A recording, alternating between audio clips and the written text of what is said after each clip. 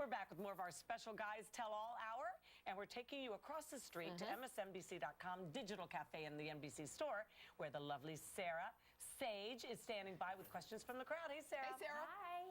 I've got a bunch of women here that are uber curious. So should we whip up our first one here? We've got Jan from Utah, and she has a question about when in the car, and I'm after the answer to this. Do you want to ask your question? Yes, whenever I'm driving without eager to tell me which way to turn or turn on your blinker or don't go so fast, my view is men be such great back drivers, but when you're driving, they can just cruise you all they want. It's control. Tell us. Yeah, it's just like it's the same thing with the remote control. It's like that feeling of helplessness. It's about the same thing like fear of flying. It's about not being in control. Slow down. I'm happy to give up the control. I'm asleep in the passenger seat, but I'm happy for someone else to drive. Really? Yeah. What if she's a terrible driver? Yeah. Not that like from a cliched standpoint, you know, but she is, and I try to lessen the sting of her being a terrible driver by speaking like a GPS device. You know, turn left. Like that's what I, instead of just telling her what to do. Why is she driving? Why are you in the car with her when she's driving? I'm putting on my makeup most of the time. My wife is a fine driver, except she doesn't show with directions. We're driving from Baltimore to New York, and she's driving. I figured we've done this a million times. Next thing I know, we're in Wilmington, Delaware. Yeah, which is a nice city, but not where you want to Not be. where I was trying to go. So do you, This is actually hardwired in the brain, actually. Men have more space devoted to find themselves spatially through a landscape. So men often are better at finding themselves directionally, whereas women look for visual cues. Let's go back across to Sarah, see what else they're asking. Next, we have Amanda, and she's got a first date question. I am wondering, how do you offer to pay on the first date when you don't really want to? You didn't really like her.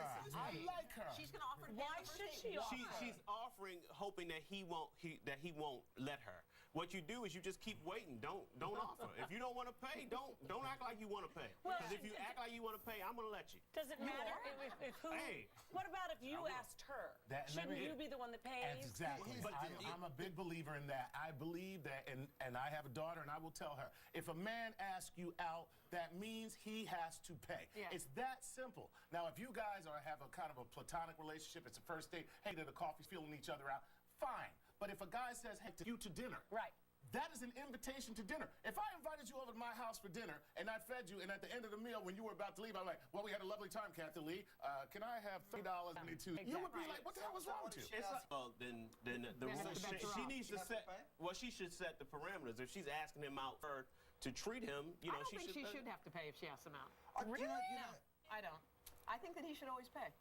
I'm with you. No, I just, I You know, don't think I'm old school that way, But you know what? I'm not. I always come from the perspective of I wasn't always able to afford to treat.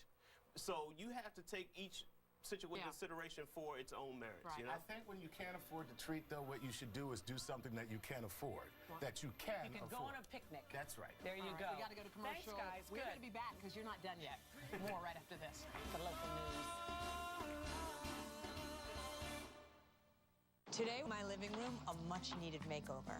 I thought we couldn't afford it, but then I went to Walmart and I found the new Home Trends collection. I started off with rugs and pillows, and I got those for a steal. Steal as in good price, honey.